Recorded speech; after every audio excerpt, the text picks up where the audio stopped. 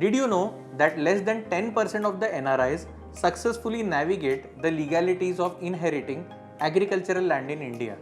Now, I can confirm this fact through experiences of our existing NRI clients, as they have faced unexpected hurdles while inheriting their agricultural lands. Hello and welcome to NRI Money with Alok.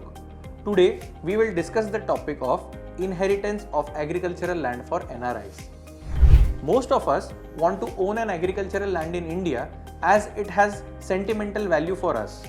But as per the law, NRIs are not allowed to own an agricultural land in India. But Indian inheritance laws allow NRI to own agricultural land. But how does this work? Let's discuss. Now for NRIs, the inheritance of agricultural land is guided by specific regulations that every NRI needs to be aware of. When you inherit an agricultural land as an NRI, you surpass the typical buying restriction.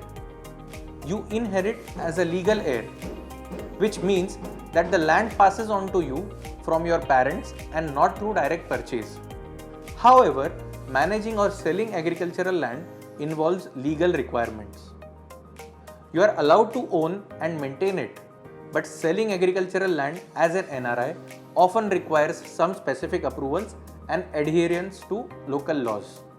So what should you do if you inherit such land? Please follow this simple checklist. Number 1. Verify and document the land title. Number 2.